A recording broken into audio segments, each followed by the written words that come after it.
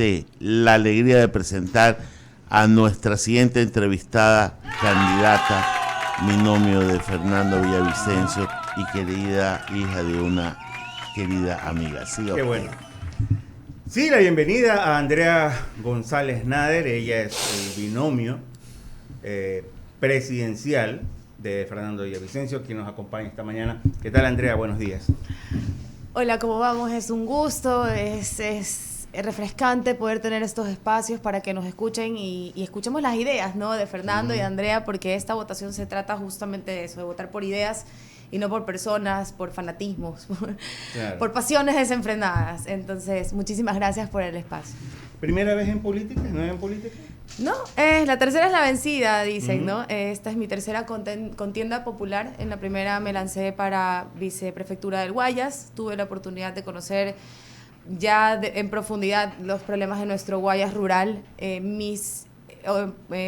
La idea de esa campaña iba alineada con los Objetivos de Desarrollo Sostenible de la ONU, que suena, bueno, y esta mujer se fue a meter a hablar con un agricultor, con un montubio al campo de los Objetivos de Desarrollo del nuevo milenio de la ONU.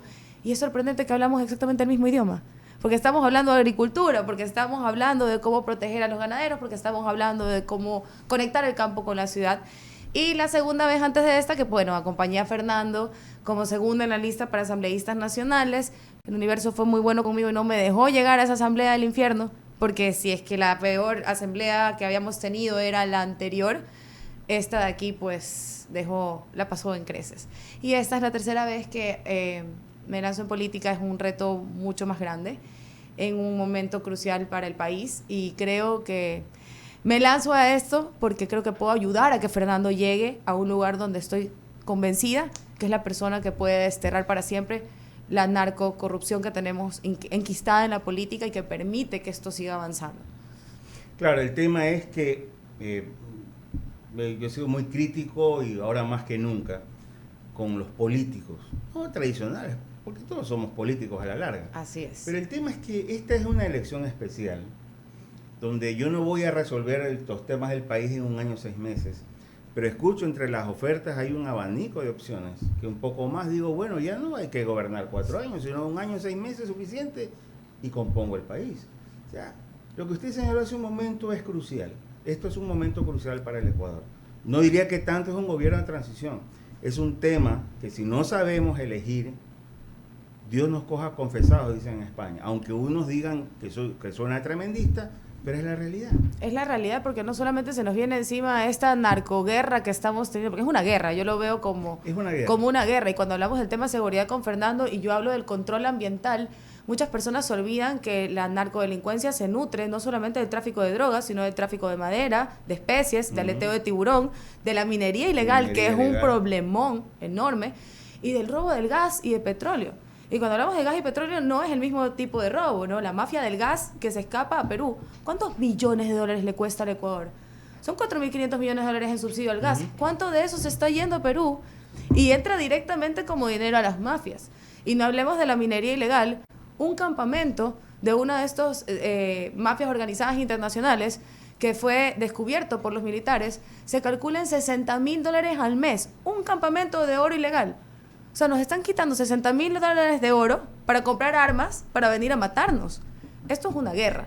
Y es una guerra no solamente a favor de la vida de los ecuatorianos, sino para también proteger y aguantar nuestros recursos naturales para que no sean utilizados para matarnos a nosotros mismos. Entonces, la guerra que se viene definitivamente, porque es una guerra la que tenemos contra la narcodelincuencia, es fuerte y tiene muchas aristas. No solamente es combatir, también es darle una opción a los jóvenes que están metidos en esto, en ambas opciones, en el caso de las drogas y en el caso de la delincuencia como tal, la narcodelincuencia. Una opción para que ellos puedan reemplazar esos ingresos, porque no nos hagamos los locos, las economías locales están empapadas de lavado de esa plata. Y cuando ya no esté, ¿qué vamos a hacer? ¿Qué les decimos a esos chicos que hagan, que ahora ya no van a tener que andar aprendiendo con metralletas a aterrorizar a sus congéneres, sino que ahora están buscando un futuro? Y la segunda es que con el tema de las drogas vamos a hablar de la desaparición de la tabla de consumo. ¿Para qué? Para abrir un récord donde podamos tratarlo como un problema de salud, como lo que es. porque tenemos las cárceles llenas entonces de microtráfico que salen a las 2 semanas porque los jueces lo permiten por la tabla del consumo, y ahí también está metido un chico consumidor que culpa no tiene y que su madre no tiene ni los recursos ni las injerencias en los jueces que tiene el microtraficador. Entonces, es, como tú dices, es mucho lo que se tiene que hacer, pero hay una sola cosa principal, y es cambiar las reglas del juego. El juego no lo vamos a alcanzar a cambiar en 15 meses, pero hay reglas del juego que sí se pueden cambiar. Y con esto el tema de la tabla de consumo, Fernando ha sido muy enfático en que esto abre la posibilidad de tratar el problema de drogas de nuestros chicos como un problema de salud, separándolo del problema de seguridad. Divide y vencerás, ¿no? Hay un tema interesante que no lo he visto que han tocado otros binomios, y es este tema de la ley de extinción de dominio, es decir, recuperar los bienes mal habidos, productos de la corrupción. Y a mí me intriga por qué los otros candidatos no hablan de este tema, que incluso en la Asamblea, en algún momento sometieron a votación, no tomaron en cuenta. Y ahí usted está sentada hace 2 semanas, le hice la misma pregunta a Fernando Villavicencio, y él ha sido persistente, insistente en ese tema, y sí me dejó pensando cuando me dijo, ¿y por qué los otros no lo proponen? Entonces, si nosotros fuéramos muy enfáticos, porque hoy se está discutiendo el tema de que, bueno, dicen, los recursos económicos no hay, no existen, y no nos hemos cansado de decir aquí, en este micrófono, en la calle, cuando estamos entre amigos, oye, y el dinero, producto de la corrupción, ¿por qué no se contrata una empresa que pueda seguir la ruta y poder traer esos recursos que nos pertenecen a los ecuatorianos finalmente? Pero no. Miren el caso del ISPOL, Instituto de Seguridad de Policía Nacional. El coronel Renato González como director contrata una empresa en Francia para que ellos hagan seguimiento de la ruta del dinero. No es nada del otro mundo. No. Pero ¿por qué no lo ponen? ¿Por qué no nos prometen eso? Que van a recuperar los bienes mal habidos. Entonces, cuando decimos que no hay plata en el Ecuador, pero la plata está afuera. De pronto está circulando diariamente, pero sí hay manera pues de rescatarla. Ya lo hicieron en su momento en Guatemala. Así es, y es importante ser enfáticos en esto, ¿no? No solamente tenemos la UAFE, que es la Unidad de Análisis Financiero, que que ya hemos indagado ya con Fernando y hemos escuchado alguna retroalimentación, que el logaritmo que tiene lo hace perder mucho tiempo en personas que realmente por depositar en una cuenta y poner en otra se le suma un saldo que no es doble, sino que es uno solo. A lo que voy, el logaritmo de la UAFE ahorita para realmente perseguir a quienes hay que perseguir, lo hace perder mucho tiempo persiguiendo a personas que no tienen ningún problema. Entonces, hay que actualizar la UAFE, en primer lugar. En segundo lugar, hablamos de la tecnología de blockchain. Y para los que no estén familiarizados con el término blockchain, esto habla de ponerle un código único a cada dólar que entra por actividades que se presumen que tienen corrupción.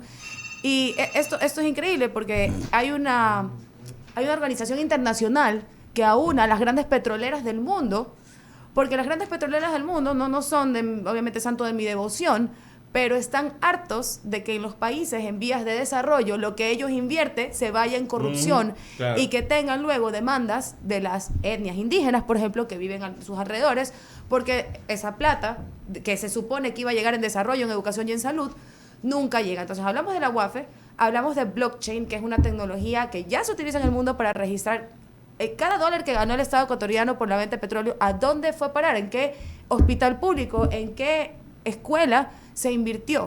Y tercero, pero no menos importante, lo que tú decías, la ley de extinción de dominio. Porque ¿cómo es posible que un juez tenga una casa de $3 millones en Miami y nosotros no sepamos de dónde salió ese dinero? Y sobre todo, que ese dinero no regrese al país. No estamos diciendo con Fernando que los jueces son corruptos, porque a pesar de que eso pueda ser verdad o no, tenemos que cambiar esa manera o esa aceptación que tenemos a que los jueces son corruptos. Los jueces no son corruptos. Lo corrupto es el sistema. Y tenemos que sacar las manzanas podridas de ahí, y es ejemplar ponerlo lo de la ley de extinción de dominio, porque esto hace que tus generaciones se queden sin lo demás. ¿Qué pasa en Ecuador? Uno va preso 6, 7 años y luego tiene $13 millones o de brecha, ¿no? Es que eso es lo que se está haciendo hoy en día. Pues es tan buen negocio ser corrupto. Claro, por supuesto. Que después de 10, 6 años igual eres millonario y tu familia se arregló la vida para siempre. Entonces, si esto no termina con la extinción de dominio y algo que haga pagar las cuentas, sí, y que ponga en jaque el futuro de la persona que le ha robado al país, tenemos que entonces acostumbrarnos a que nos ven la cara y nos roben para siempre. Y le cuento algo más, Andrea. Desafortunadamente en el exterior dicen Ecuador igual impunidad.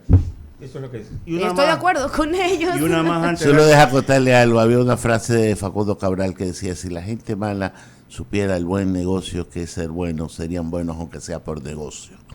Sí, bueno. Gracias, Ramiro. Una más antes de darle paso a Ramiro. El tema de que hay que sentar bases ya. Hay que sentar bases. Y si bien es un gobierno de transición, ojalá que al menos en estos 6 años, en este año 6 meses, el próximo que venga, sienta las bases. Porque desafortunadamente en el Ecuador, yo siempre he dicho que la clase política es caníbal. Se comen unos a los otros. Y pueden haber existido en el camino muy buenos proyectos. Así es. Pero por esa venganza, rencor, odio, canibalismo, se quedan a un lado. No hay continuidad. Y tenemos esta crisis de partidos políticos que tenemos, ¿no?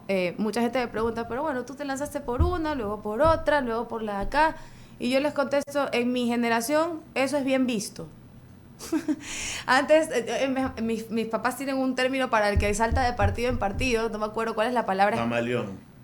Una más así como chimbador, no me acuerdo cuál es la palabra, pero tiene un nombre un poco más así sabroso. Y en realidad, a mi generación, si tú le demuestras que tú tienes puesta la camiseta de tu partido político, eres igual a un peón que va a seguir una agenda 100% partidista.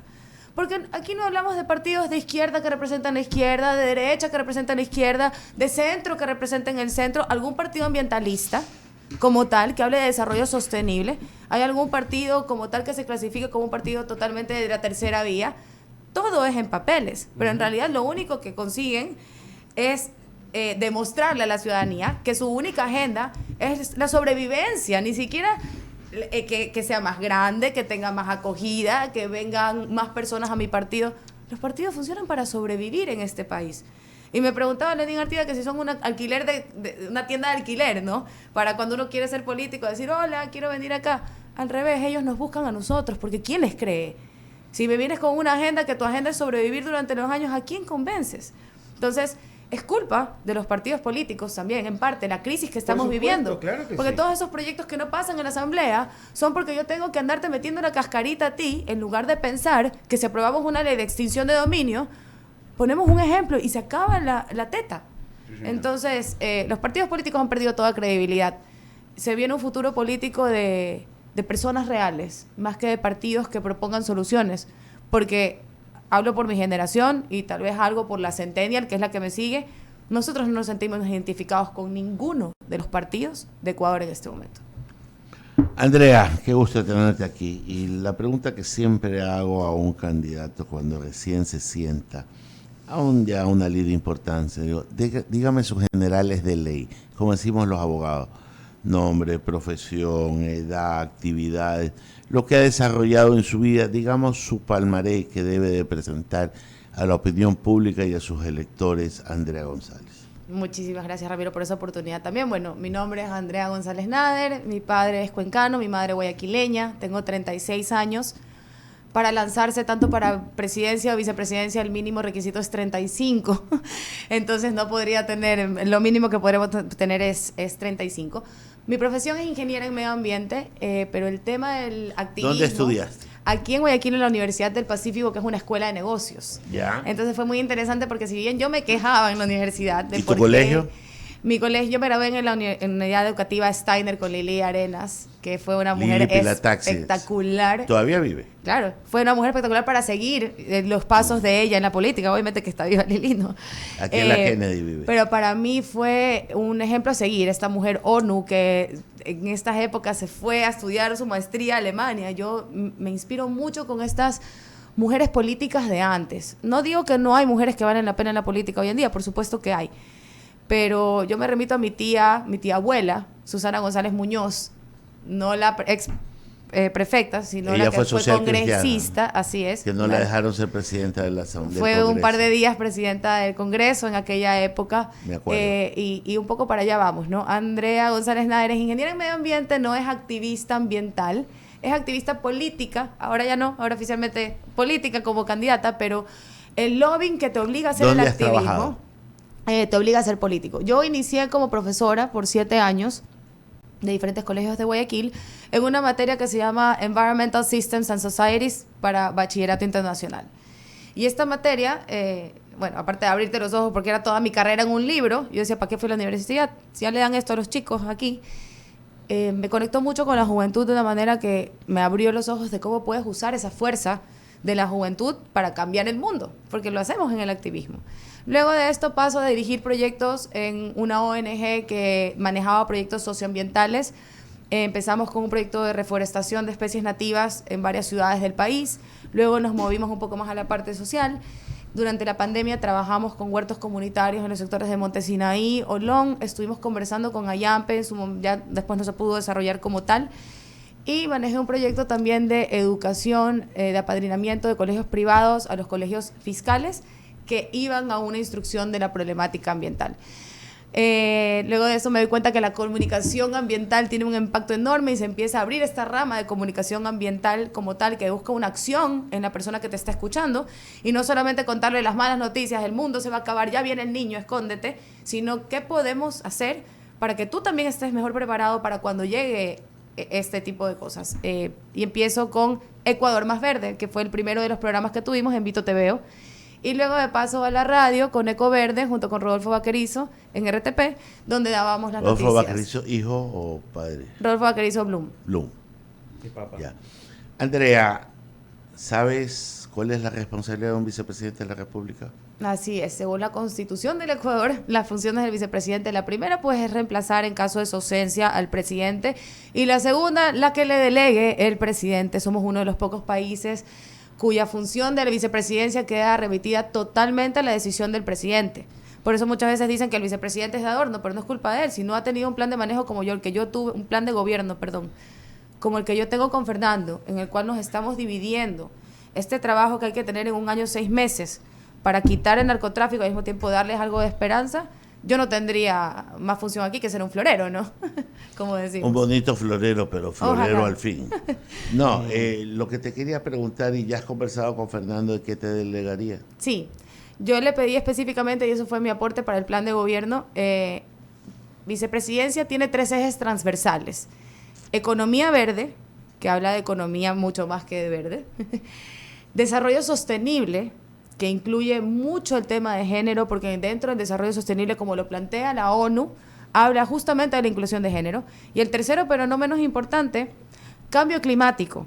Y cuando hablamos de cambio climático se incluye niño, se incluye transición a energías renovables, este cambio que tenemos que tener de las grandes camaroneras, bananeras y floricultoras para que se conviertan en paneles solares y tengamos un mayor rédito de estos productos premium que tiene el Ecuador, transición a un transporte más limpio, no porque seamos un gran aportante de la huella de carbono, porque Ecuador no es un gran aportante de la huella de carbono, representamos el 0.8% de la huella de carbono mundial, es por nuestra salud. Porque qué lindo sería respirar un aire sin smog en una ciudad donde tienen este problema de presión de la tapa de olla. Entonces, es transversal porque mueve economía verde y es lo que va a dar más empleos en este país. Has hablado de economía verde y en esta elección hay una consulta popular. Es sobre el tema de la explotación del Yasuní, si se debe o no. Yo debo de entender que por toda tu formación estás de acuerdo en que no se explote. Y este hueco que se va a producir en la economía, ¿cómo lo piensan llenar? Eso es importantísimo y quiero ser muy enfática en eso, ¿no? La opinión de Andrea González Nader es importante y válida como la de cualquiera de los otros votantes y se va a sumar a la de los votantes, pero en este momento yo como candidata a la vicepresidencia del país tengo que tener 2 opciones, la A y la B.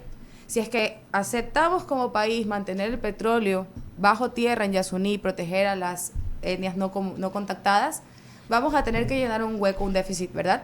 Ese hueco que hablan de 1.000 millones, luego hablan de 400 millones, la cifra de ese valor está muy dispersa. Ayer tuve la oportunidad de leer un artículo completísimo de Vistazo, que se los recomiendo, y habla de las cifras opacadas del Yasuní. Entonces estamos hablando de que en realidad no parece, eso es lo que dice justamente el reportaje de Vistazo, que no hay la cantidad de barriles que pensábamos, que no es la calidad del petróleo que se pensaba, y que no se va a poder vender a ese valor. Entonces, primero hay que aterrizar ese hueco porque parece, según los estudios que se están publicando, que no son 1.000 millones de dólares, parece que es menos, en primer lugar. Y en segundo lugar, ¿cómo se llena ese bache? Tenemos varias opciones. La primera, y ya se lo hizo, el canje, como pasó con las Islas Galápagos. ¿Por qué no funcionó Yasuní Tete, que fue la iniciativa del prófugo para ponerle una pistola en la cabeza a Europa y decirle, si no me dan 6.000 millones de dólares, yo exploto Yasuní con Tagaderes y Taromenanes todos ahí metidos? Porque así no se negocian los canjes. ¿Por qué sí funcionó el canje de Galápagos? Porque se hizo bajo otros conceptos y otros criterios. Tenemos la opción de canje. Tenemos la opción de fondos internacionales que no sean canjes, sino que nos ayuden a hacer esa transición económica, porque recordemos que a Ecuador le quedan más o menos 20, 25 años de petróleo. Entonces estamos vendiendo las joyas de la abuela para pagar la farra del Andrea, nieto, ¿no? Antes de darle el paso a Eduardo, que ya se integra a la mesa de diálogo. Buenos días, queridos amigos. Buenos días. Buenos días, Eduardo. Antes de darle el paso a Eduardo, ¿tú has estado alguna vez en el Palacio? En Carondelet, Ajá. sí. ¿Sí has visto que hay el despacho del presidente, del vicepresidente, y hay un pasadillo que se pasa de un lado a otro? ¿Ya? Alguna vez el presidente Bucarán dijo que ahí habitan fantasmas. Y yo siempre he dicho que los fantasmas es cuando alguien se sienta en ese puesto y ya no sabe qué hacer. Tiene lo que tú estás diciendo como candidata, con tu juventud, con tu conocimiento, con a veces una cierta candidez del político hasta que no aterriza en las cifras y se estrella con el presupuesto y con los unos que te hacen marcha y con los otros, y vuelves una cartera de reclamos. Ya te sientes con la fortaleza espiritual suficiente para poder manejar un potro tan chúcaro como es un cargo de tanta relevancia en el país. ¿Tú crees que tienes la fortaleza espiritual? Veo que tienes el ímpetu de la juventud, pero esto que te estoy hablando es algo totalmente distinto, que hasta los más pintados los hemos visto patinar en esos cargos. Creo que sí. Yo creo que sí, por eso acepté este reto, porque creo que es justamente lo que Fernando necesita para llegar a hacer lo que él creo que tiene que hacer. Esto es un trabajo en conjunto. Si yo lo hiciera sola, definitivamente no. Pero si tengo a alguien que está luchando al lado mío en contra de la corrupción, y ojo, parte de lo que puede regresar a Yasuní también es el control de la corrupción, porque si empezamos a quitar cuánto se fuga en, por ejemplo, gas a través de la frontera a Perú, cuando nos cuesta 4.500 millones el subsidio al gas, estamos hablando de que hay cómo llenar ese hueco. Pero contestando tu pregunta, sí creo que tengo la fortaleza espiritual para aguantar. No soy monedita de oro, no estoy de reina de Guayaquil, me encantaría, pero no. Entonces no voy a caerle bien a todo el mundo y no todo el mundo va a opinar lo mismo que yo. Pero la idea es reunir las soluciones. Me gustan mucho las mesas técnicas. Ahí siempre me andan tirando, que tu mesa técnica. La mesa técnica empodera a los jóvenes. No sabes las ideas que tienen ellos que se pueden aplicar en territorio. Ecuador es una, como dice Fernando, una chalina de colores. Yo no soluciono lo que soluciono en la sierra de la misma manera que en la costa, de la misma manera que en la Amazonía y de la misma manera que en Galápagos. Hay que ser flexibles, como decíamos en pandemia. Entonces, las puertas abiertas para trabajar a esas mesas técnicas te liberan mucho de esa carga y de ese saco de quejas, que es al que estamos expuestos cuando todo lo hago yo y me encargo yo. Y el egocentrismo en la política es como una tendencia normal aquí en Ecuador, ¿no? Buenos días a toda la audiencia. ¿Cómo están? Buenos días. Discúlpeme la demora, Andreita. Buenos días. Qué gusto de saludarla. Es el tercer binomio, la tercera candidata a vicepresidencia que entrevistamos en menos de una semana. Bolo Ramiro. Ramiro no estuvo ayer. Ayer entrevistamos también a Verónica Abad. También entrevistamos la semana pasada a otra candidata a la vicepresidencia. El binomio de Daniel Noboa, ¿no? De Álvaro Noboa. Pero vamos a entrar... De Daniel Noboa, perdón, sí. La he escuchado largamente, venía en el carro escuchándola y luego me quedé un ratito cuando comenzaron. Usted tiene algo súper chévere, tiene una energía positivísima. Y yo, que soy un hombre que también manejo mucho la energía, lo percibo, puede cambiar eso, y eso es bueno. Por eso reitero que la parte que Ramiro le pregunta de Carondelet, del Palacio y todo eso, es porque de verdad que allí no es muy buena la energía. Claro, ¿no? Son de mentores de Harry Potter. Pero yo lo entiendo perfectamente. Sí, come muchín. Así es, exacto. No, hay mucha gente, y bueno, lo decía ayer en una entrevista, muchos consejos que no pido, ¿no? En el sentido de que por supuesto que estoy abierta a la crítica. Es mi tercera vez en la política, pero mi primera vez como candidata a una vicepresidencia. Errores voy a cometer. Una exposición muy Eses me voy a comer. Sí. Entonces, toda la crítica siempre es bienvenida, pero como tú dices, ¿no? Entiendo que voy a llegar a un lugar donde voy a tener una cantidad de consejos que no he pedido, es el sitio que van a llenar la cabeza. Y la idea de esto, y me meto, porque creo que buscamos todos, políticos con una agenda clara. Todos tenemos una agenda. La cosa es que sea clara y que no sean intereses partidistas que solamente son el fin de que sobreviva el partido, porque tenemos que hacer el partido. Entonces, el complejo de Carondelet es el sitio donde se dicen las cosas más disparatadas después de un bar. Por Dios santo. El bar de Star Wars. Y sin haberse tomado un trago. Y sin haberse tomado un trago, claro. O sea, solamente la gente que se está tomando unos tragos en Carondelet te dicen unas cosas, unas ideas. Pero ok, he escuchado a Andreita con mucho. Hablemos de su parte. La voy a llevar primero a decirle, ¿sabe usted que usted, si Fernando Villavicencio y usted ganan, es muy posible, como es el Ecuador, que usted sea presidente de alguna manera, si sabe, ¿no? Hemos conversado sobre esa situación. Sí. El país está muy volátil, pero yo creo que vamos a una... Le digo, estadísticamente, un vicepresidente en el Ecuador, como pasan las cosas, y no hablo de que lo voten a Fernando, siempre hay una posibilidad. Y es bueno que usted lo tenga esto claro. Claro, eso viene, ¿no? Se supone que la vicepresidencia está ¿Quién ahí dijo para miedo? El que tenga miedo a morir, que no nazca, ¿no? A ver, la idea es esa. El rol principal de vicepresidencia es poder cumplir con el rol de Fernando si él por algún motivo no puede estar ahí. Eso. Pero yo vengo netamente a impulsar a que Fernando llegue a donde tiene que llegar, porque Correcto. sabe que está capacitado para cortarle la cabeza a esta serpiente de narcodelincuencia y corrupción. Y hacia allá vamos a ir. Voy a hacer esta primera pregunta para decirle esto que está bien. Aparte de la energía, un vicepresidente del Ecuador podría ser. Segundo, siempre está calentando. Siempre, aparte de la buena Calienta energía. Que te toca, le decían a Borrero, pero no. Siempre, no. El hombre evita la fatiga. Claro. No es el mismo caso porque también, yo conozco su activismo. Hablemos de qué le dieron al vicepresidente pasado. ¿Cuál fue su única función?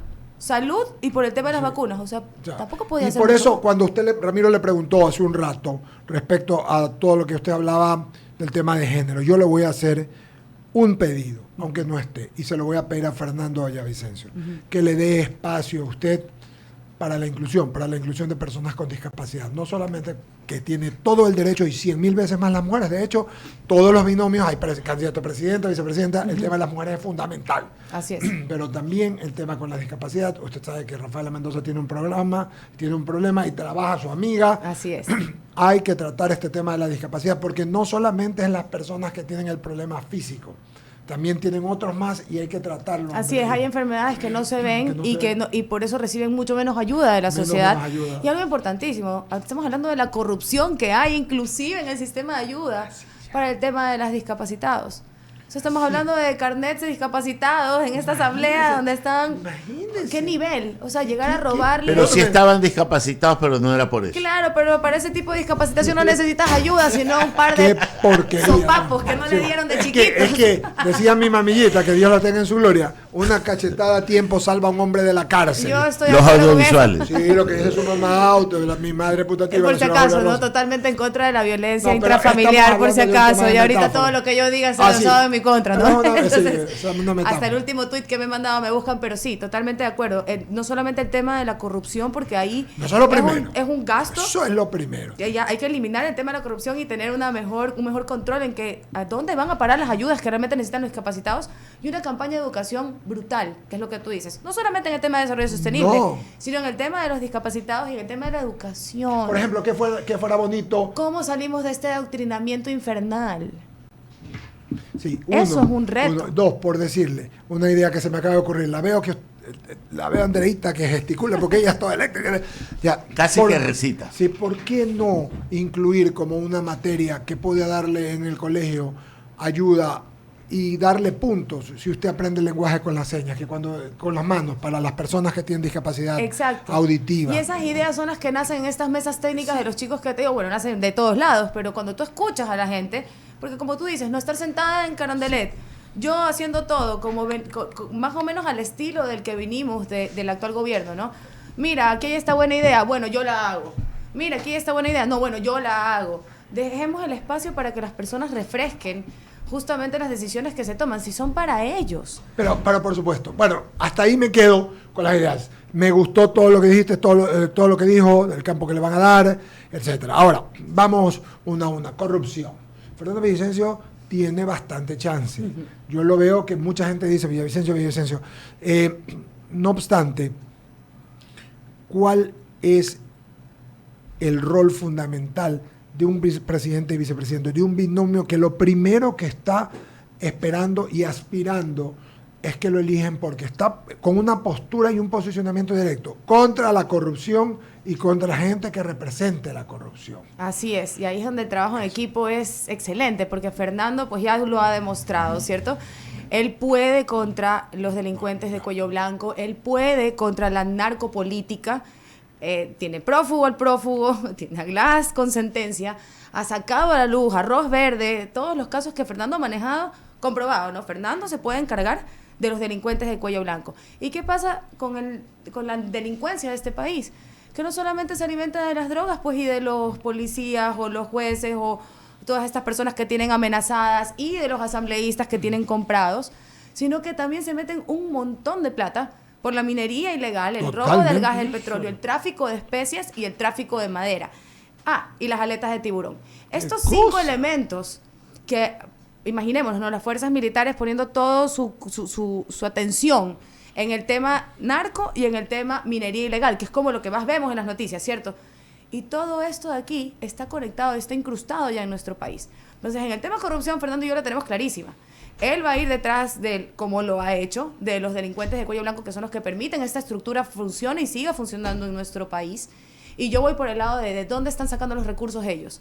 Porque mientras me quitan a mí $60,000 mensuales, o sea, usted va a estar en la parte de oro, compran con eso armas y nos vienen a matar. Ahí hay tráfico de personas, tráfico de drogas, lavado de dinero. Por supuesto. Esclavitud. Las caletas, nuestra costa, nuestra zona costera, por Dios, ¿cuántos kilómetros? O sea, qué tan difícil es poder controlar todo lo que pasa en la costa del Ecuador con el tamaño que tiene. Y no romanticemos la pesca artesanal, porque nuestros pescadores no es que tienen la elección de ser pescadores o ser traficantes. Los estamos empujando a que no tengan otra opción que ser parte de esto, lo que sucedió en la caleta en Esmeraldas, donde entraron a dispararle directamente a los pescadores artesanales, porque no quieren ser parte del narcotráfico, pues. Perfectamente. Yo entiendo bien y me gusta esta postura. Fernando va a una parte, va a la parte formal y usted va a territorio, con botas y todo, ahí están las botas. Sabe que la minería legal es un tema, y a usted que le gusta el tema ecológico, porque además es una depredación permanente, daña la vida fluvial, a la gente que están haciendo en el Napo. Tú me preguntas a mí qué hacer con la minería ilegal, y yo creo que a mí me encanta lo que hizo Perú. Y no es porque yo soy una persona violenta, ni me encanta andar bombardeando maquinaria, pero el mensaje del gobierno peruano a qué se hace en Perú con la minería ilegal fue brutal. Perú no volvió a detonar máquinas de minería ilegales del área, que tuvo críticas mundiales, por supuesto, que esa máquina pudo haber servido para otras cosas, por supuesto que sí, pero el mensaje que tú tienes que mandar frente a la minería ilegal tiene que ser así de fuerte. Y yo creo que a Ecuador le ha faltado muchísimo ponerse los pantalones bien puestos para responderle a la minería ilegal en proporción a lo que es, porque lo vemos como romántico, ¿no? Uh-huh. Cuando esa minería ilegal, y cito la noticia que salió, alimentaba a los tiguerones $60,000 mensuales de oro extraído de nuestra tierra para comprar armas para venir a matarnos. Estamos locos, pues. Y lo del Perú dio resultados. Así es. Ha bajado mucho y definitivamente van a pensar 2 veces antes de meter una maquinaria, porque ya saben que vienen y te la vuelan. Tráfico de combustible, citó usted a Andrea González Nader, binomio de Fernando Villavicencio a la presidencia y vicepresidencia de la República. ¿Cómo lo contenemos? Ayer lo escuchaba el ministro Santos decir que el 50% de la gasolina, del diésel, perdón, que es el que más contrabandean, se va por la frontera norte. Claro, así es. ¿Y cómo? Porque el único problema es que en Perú es muchísimo más caro y en Colombia es muchísimo más caro. Exacto, entonces, a nosotros se nos sale el gas para Perú y el combustible arriba para Colombia, ¿no? Y tienes esta propuesta de Fernando, que ya lo ha dicho, el tema de los escáneres, que no es nuevo. Bueno, lo ha dicho varias veces. Y muchas personas piensan, bueno, no, el escáner va a prevenir que entre la cocaína de Colombia. No, el escáner también previene que se nos lleven millones de dólares en el flujo que sale del país de gas y de petróleo. Y ojo, la venta de gasolina en el mar, no nos hagamos los locos. Claro. El otro día lo escuché a un candidato hablar de que se hace en Galápagos formalmente la única gasolinera que hay en San Cristóbal, por ejemplo. O sea, son cosas que todo el mundo tiene claro. Exacto, que hay a vista y paciencia de todos, y como son cosas que han funcionado durante años, y tendemos mucho a romantizar este tema de lo ilegal, ¿no? Minería ilegal, pobrecito, debe ser un minero artesanal que no ha logrado. Hay el caso, no digo que no. Pero son muy pequeños. Pero, o sea, la ilegalidad en este país, como hace fiesta, ya empieza a coger todos estos nichos, ¿no? Imagínate que hay un mercado enorme, esto salió en un reportaje de la National Geographic, de los huesos de jaguar latinoamericanos para China. ¿Por qué? En la medicina tradicional china se utilizaba el hueso de tigre. El tigre asiático, como está en peligro crítico de extinción y súper protegido, es muy difícil para ellos acceder. La ilegalidad que hay en los países latinoamericanos le permite al mercado negro chino, que es el más grande del mundo en consumo de tráfico de especies y partes de animales, exportar de Ecuador ahora, y con una en boga enorme, y esto sigue creciendo, huesos de jaguar. ¿Cómo controlamos eso? Es súper complicado. ¿No? Lo que se llama el cougar, el gato montés nuestro el jaguar, el felino más grande de Latinoamérica, que está en el oriente, y también tenemos el bosque seco tropical. Tenemos, y a eso es a lo que nos enfrentamos. O sea, ellos están llevando, la ilegalidad se nutre aquí de la falta de control de nuestros ecosistemas también. Ahí es donde yo entro a complementar la lucha con Fernando. Porque Fernando tiene clarísimo cómo funcionan las mafias y las delincuencias internacionales, y yo tengo clarísimo cómo funciona el tráfico de todos estos recursos naturales, renovables y no renovables, que nos quitan para comprar armas para venir a atormentarnos y aterrorizarnos. Esto es una guerra, lamentablemente, y hay que pelearla en territorio también. Luisa Delgadillo, por favor, sigue adelante con Andrea González. Qué interesante y qué fresca esta entrevista con todos mis compañeros, con Bolito, con Ramiro, hasta ahora conmigo, de lo más va y bien. Están quedando claras las cosas de cómo va a estar el trabajo entre un candidato a presidente y una vicepresidenta, Fernando Villavicencio y Andrea González. Hasta aquí la prueba. Gracias, Eduardo. Buenos días, compañeros. Luisa. Ramiro, Bolito y a nuestra invitada. Un gusto saludarla. Sí, mi primera pregunta va relacionada, estimada Andrea, con el tema de la violencia de género. Lamentablemente, los casos de femicidio siguen en repunte y en alza. La mujer es agredida, es violentada de todas las formas, hasta que finalmente, y en el peor de los casos, su verdugo, que generalmente es su pareja, su esposo o su amante, acaba con su vida. ¿Qué propuesta lleva usted como binomio de Fernando Villavicencio y como mujer para la defensa de la vida de la mujer? Sí, y un poco, gracias Luisa por la pregunta, me encanta. Mucha gente me reconoce por mi trabajo en el tema del activismo ambiental, porque bueno, de lo que he podido ayudar y he podido trabajar con muchas personas, pero mucha gente deja a un lado que los objetivos de desarrollo sostenible del nuevo milenio que vengo proponiendo como campañas del 2018, en el objetivo de desarrollo sostenible número 5, habla de igualdad de género, y en los datos en Ecuador son que 6 de cada 10 mujeres arriba de los 15 años ha sufrido algún tipo de violencia, no solamente sexual, de violencia. Yo le veo aquí dos tendencias, una que hemos cumplido como país y que necesita un impulso más fuerte, y una de la que nunca se habla. La primera es obviamente la educación y el acceso a la ayuda puntual. Estas campañas tipo Amiga no está sola, llama al 911, las señas que usamos para salir de una situación. Creo que el andamiaje social que nos dan las ONGs es importantísimo. Hemos visto cómo ahora por fin se trabaja con las ONGs en el tema de violencia de género y los GAT, ¿verdad? Porque no podemos tener esfuerzos por separados, ¿no? El GAT tiene una línea, esta ONG que está en territorio, que se pelea con el GAT, entonces nunca llegan a un acuerdo. Necesitamos sentarnos en la mesa. Y lo segundo y lo más importante, que yo creo que soy apasionada por la economía, pero es culpa de mi papá y de mi mamá. Soy ingeniera en medio ambiente. ¿Qué hace una mujer que a los 20 años tiene un hijo y que va a ganar el sueldo básico, que son 470 y pico de dólares, y que tiene que pagar eso para que su hijo sea cuidado a su vez, para salir a trabajar, para darle ese sueldo a la misma guardería donde su hijo está? Debemos entender que la independencia y la protección hacia la mujer empieza por la independencia económica. Empieza por la independencia económica. La sociedad latinoamericana en general está acostumbrada a que una mujer que tiene un hijo debe buscar a otra mujer dentro de su familia que le cuide la criatura para ella salir adelante. Si tú dejas a esa mujer sin una mamá, tía, abuela, madrina, alguien que la ayude con ese niño, ¿a qué la condenas? A que el resto de su vida tenga que aguantar al marido que la maltrata, porque él es el que sale a trabajar. ¿Cómo alimenta a su hijo? Y si no, él la abandona, ¿cierto? Y ella se queda con su hijo sola. Guarderías gratuitas, poco o nada se escucha. Y es algo esencial para los primeros 5 años de vida, cuando los niños tienen la esponja del cerebro, pueden aprender todo, y la buena alimentación que ya ni siquiera se les da. Entonces, el tema de los niños es totalmente conectado, y yo entiendo que en mi generación somos pocas las madres, cada vez somos menos las que hablamos de este tema, pero la independencia económica de la mujer que realmente está atrapada sin poder salir, es la madre que tiene un hijo que alimentar. Voy a decir algo, perdóname que interrumpa. Sí, dale, y es un tema generacional bien interesante. Verdad es que los abuelos ayudamos mucho a los artísimos, y las abuelas sobre todo, porque están... pero un día, hablando con mis hijas, Luisa, y aquí hay mujeres, y Ramiro, que tiene hija casada también, Bolo, tu hija no es casada todavía, y aquí tienen mis compañeros que seguramente tienen tantos hijos ellos también, ¿no? Entonces, con un tema económico. Les pregunté, bueno, ¿y el tema económico por qué es importante para las mujeres?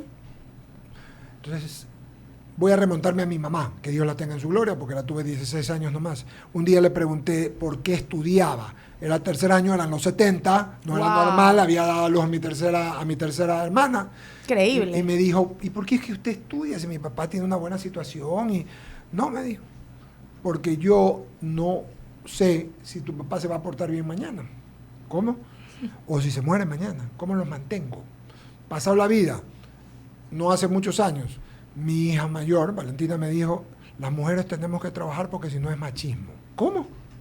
¿Pero qué tiene que ver el machismo? Y es lo que me está diciendo Andrés, la soberanía de una mujer para poder tener y pagar sus gastos. Perdóname, Luisa, que haya interrumpido, lo entiendo perfectamente. Totalmente, y no me pongo Shakira, no es que no lloramos, solo facturamos, ¿no? Por supuesto. Buen billete hizo Shakira, déjeme decirle. No me voy a poner Shakira, que no, mentira, uno llora y factura, no mentira. Sí, pero es crucial, nadie lo dice tan enfáticamente. Una chica sin hijos, independiente, hay muchos organismos para protegerla y es necesario que esto obviamente tome mucho más fuerza y se trabaje en conjunto, ONGs de territorio con GATS. No dejemos a un lado el tema de la violencia de la mujer como tal, no digo que solo las madres merecen protección, pero estadísticamente hablando, esa mujer que termina, como tú dices, Luis, asesinada por el marido, es porque tiene 6-5 años metida en su casa pidiéndole a la mamá o a la tía que le cuide a la criatura para ir a trabajar 2-3 horas para ganar una miseria para poder regresar a pagarle, si en buena suerte tiene alguien que lo pueda ayudar. Andrea, mi segunda y última pregunta es la siguiente. ¿Cómo hacemos para poder bajar ese alto índice de adolescentes madres cuando no están preparadas no solo fisiológicamente, sino emocionalmente? Chicas que han desertado del estudio, del colegio, de la preparación, y que ya a los 14 o 15 años ya tienen 2 o 3 hijos. Por supuesto, y esto pasa mucho también en la zona rural, ¿no? El tema cultural tiene mucho que ver aquí, la influencia de las religiones de cada persona también, pero para no entrar en ese debate, que en este momento a mí me toca mucho, ¿no? Y quieren sacarme por todos lados, yo me remito a la ONU. A mí me gusta mucho lo que dice la ONU, estoy de acuerdo con la ONU en el 90%, 99% de las cosas que dice, y cuando las cosas se ponen polémicas, me remito a la ONU. Entonces, el derecho a la educación, la educación sexual es un derecho, empecemos por ahí, y es un derecho que no entra a opiniones, que no entra a si a mí me parece o no. Entonces, el tema de dar una educación sexual temprana y con todas las herramientas que necesita un adolescente, tanto del campo como de la ciudad, para manejar una sexualidad sana, es básico. Pues no vamos en pleno 2023 a decir que los niños que los adolescentes no van a poder disfrutar, porque esa es la palabra que se debería usar, disfrutar de una sexualidad sana, si tuvieran las herramientas y la información. Y perdónenme, pero la información la tienen en internet y hace rato. Lo que nos ha faltado es a nosotros, los adultos, quitarnos esa cara de esa pose de conservadurismo, que realmente es, por lo menos decirlo, es hipócrita. Porque todos pasamos por ahí, yo creo. Entonces, un poco abrir la cabeza. Estas nuevas generaciones tienen muchísima información, más de la que quieren a veces, y muy pocas herramientas.